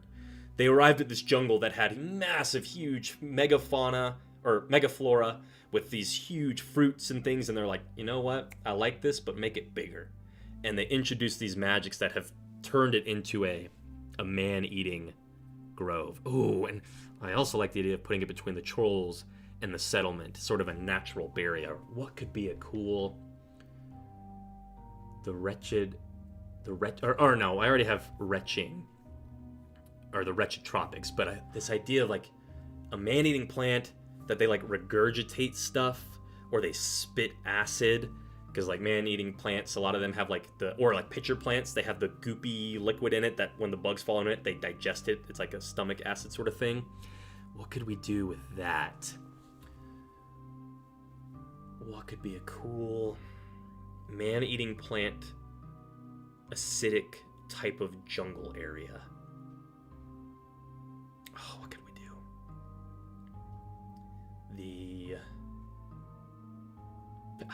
My brain's going out of pitcher pot. I really like those plants. So you fall into it and it like closes a lid on top of you, and then like that's like a pit trap in D&D, a classic idea. So as you're trekking through Area 10, like there are man-eating plants, but the real danger you gotta watch out for is anywhere you walk, you could be about to fall into a pitcher pot plant of acid. The Skulking Grove. Hey, what's up, Torden? Good to see you. God, so many familiar names. I love it. I love it. Good to see everybody again. And I'll probably be doing these pretty often again. I might even be back tomorrow. We'll see. I got to prep a session because I've got a campaign. I've got campaigns Tuesday, Wednesday, Thursday night. And as a reminder to everybody, I've got my Sunday campaigns I'm starting up here. Might as well. I need to hawk my wares, right? Don't forget, running campaigns on Sundays now. 9 a.m., 1 p.m., 6 p.m. are the slots I've got going. I only need 3 folks to sign up for one, and I'll run it. And if you sign up, your first one is free, your first quest. And it's an episodic type campaign. Every Sunday is a new mission you will go serve for the Mad Prophet Vecna. And so I've already got one player signed up for my Sunday 9 a.m. So, if you're interested, if you want to play with me, then go sign up, and your first one is free. And there's no obligation to stick around, but I think you'll have enough fun you might want to. So just so everybody knows, I do have campaigns with open seats, so go enjoy that. Anyways, back to our originally scheduled content. Corpse Soup, that's kind of a cool name, Kenneth. The Man Trap Delta. Ooh, a delta. Yeah, because deltas are, at least I've heard of deltas in the context of like deserty areas, but maybe they are also jungly. I don't know my geography well enough to know for sure. The Man Trap Delta, that's interesting. Sambo dropped another message. He said, since there are river deltas, we could have mangrove forests where the roots pull the people underwater. Ooh. Oh, and that's probably what led to Roped Goat's idea of Man Trap Delta. Yeah. Okay. This sponsor spot is brought to you by the Church of Doom. Yeah. The Starving Vines. Kenneth Soto, where do I find this? I'm guessing you're asking about Start Playing. There should be a link. Let me double check. Down in the description. Yeah, right top of the description. Join one of my Sunday 5e campaigns. It'll take you right to my Start Playing link, and then you can find kind of my list of games there. But I'd love to have you join one. It'd be a lot of fun. Some Man Trap Delta is cool. Not something about the name just isn't quite like ringing for me or rolling off the tongue. Like if I heard that as a player, I don't know if I would necessarily know what that is. Delta, yes, I know it is like the name of the geographical area, but I also think of like math. Like when I hear delta, I don't know why. I think of like an equation. But maybe. Let's just do it for now. The Man Trap Delta could work. Or there's also in Cholt there was a region of the map that was like a soggy bog. They called it a, what did they call it? Gosh, I can't remember. What time? We're doing good. Set a timer for 8 minutes. All right, when that goes off, I gotta jump so I can move my car. Okay. I'll probably come back to this idea on my own, but I really dig it. Ooh, Man Reaper Rapids? That's cool, Skull Knight. Also, sick name, Skull Knight. I dig it. Although you do have the little double dot over the skull, so is it Skull Knight? Maybe it's pronounced differently. Sambo says deltas are the end of a river where they become slow and meet the seas. Okay, maybe we will do delta. We'll see. But let me just add these notes of like pitcher or buried pitcher pots.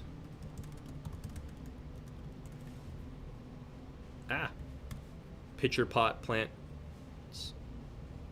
Pitcher pot pit trap plants. That's a mouthful. But that is definitely something I want here. We've got mutated man-eating plants. Oh, writing a little too big, but that's fine. This is not like what the hex will look like forever. I'll add some images and stuff. Ooh, the Hungering Thicket. That's cool. That's really cool. The Hungering Delta. Does that also work? The Starving Delta. I'm not sure. All of these are cool ideas. All right, what we got 8 minutes. I still want to come up with something for Area 4, or Hex 4 and Hex 6. What could those be? Another one I think Hex 6 should be another, like, really jungly area. Because so far we don't have a lot of, like, yes, a lot of these hexes have jungles on it, but we don't just have a wild stretch of just jungle with something interesting about it. What could be another interesting area of jungle? Ooh, Mangrove. Silvers, thank you for dropping in with it. Yeah, I'm seeing lots of new names. That's exciting. I'm glad we've got... I was a little nervous starting the stream today. Like, it's been a while, and obviously, like, views have been... Like, the channel has just been in a kind of a low point for a bit. It's like, I hope people show up, and it's been awesome to see how many of you have showed up. I really appreciate that. Yeah, maybe we could do a man trap or a mangrove delta. I like the name Mangrove, though. That sounds a little more fantasy-esque, and if I heard that, I'd sort of be able to picture something in my head better.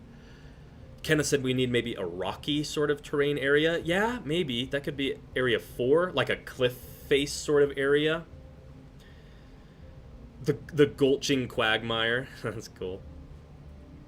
Skull Knight says maybe Hex 6 equals some razor vine growths. Ooh. Like really, really sharp plants. That could be cool. The...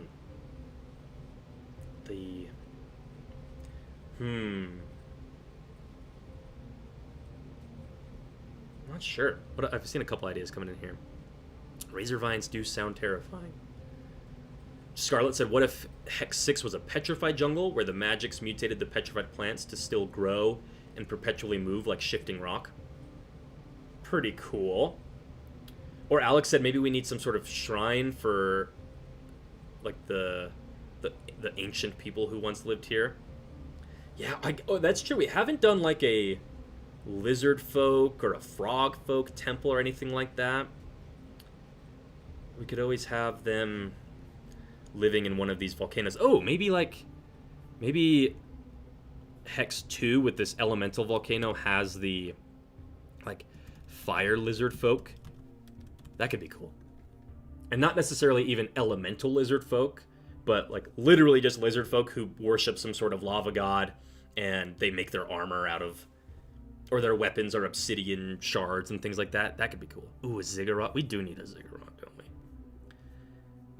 Maybe we put a ziggurat at... That feels like a Hex 4 thing for me. How do you spell ziggurat? Is that right? Ziggurat? Nope. Zizzarat. Ziggurat. Yeah. We do need a ziggurat. What would be a cool one, though? Even if we just get the idea for a ziggurat down today. I can always flesh it out later. So true, Silvers. You can't have a jungle without a ziggurat. Now, I will add here, like, even if I don't have one of these hexes be, like, the prominent thing is the ziggurat, the way I do this, the way that it's, like, each hex is 4-ish days of travel, like, there's nothing stopping me from introducing a ziggurat point of interest somewhere within the man-trap delta, right? Like, rumors say, like, if you, somewhere in there is a ziggurat that you could go uncover. So... But if we are going to introduce a ziggurat as Hex 4, it has to be like the main thing of that hex. I know, a petrified jungle. I'm trying to think of what would sulfur and ash and volcanic activity, what would that do to a jungle? Like, would it make... Like, could the pollen become acidic? Like, if you're going through this jungle, they can spray out spores or pollen that, like, melts flesh if it touches it. Like, the sap is really acidic. That seems cool. And you could have, like, giant frogs, like big spotted toads that are really poisonous. Ooh, yeah, poison. Doesn't even have to always be acid, but just poison could be really cool. Super lethal poisonous jungle. I like that. Alex says maybe some sort of airship. Oh, dude, Alex. An airship dock for the ziggurat. Okay, ancient airship landing, or ancient airship port. Oh, dude, okay, that's so cool, because I haven't mentioned this much because it just, I find it kind of can just be confusing, just trying to throw it out there or explain it too much. But the Ark, my other campaign setting, the Ark, the Arcane Repopulation Craft, is the science fantasy mega cathedral world. It's very much a science fantasy setting where there's technology and there's laser guns and things like that. So that came from the old world, the setting we're working on right now. And so a long time ago, this world was super science-y. It was super science fiction. But it's been so long since the Ark left, and the gods wrought so much destruction down upon the world that there is almost nothing left that would prove or show signs that this was a technologically advanced world until you start delving down into the dungeons, and then you'll find like weird sci-fi stuff. So maybe there was the people believe it to be a ziggurat, but what it actually is the top of some sort of underground, massive, skyship, heavenly vessel type of port that like opened up, and like very much like a Star Wars landing dock on a ship. It opens up the doors, and the ships can come up and down from it. Oh, that's cool. That's really cool. I dig that a lot. Do I want that to be Hex 4? Or do I want to move that anywhere? And there's not really a lot of places to go. Oh, okay. Unfortunate. our timer is up, and I do need to go move my car.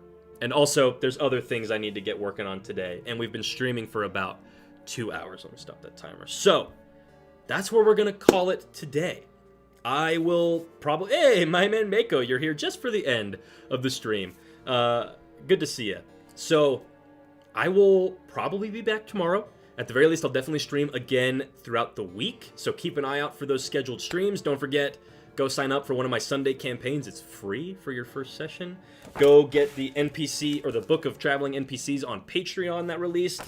And that's it for me. So thank you all so much for tuning in today. This was awesome. I hope everybody had fun. And we say these things in your unholy names. Amen. Bye-bye. I'll see you next time. Mwah.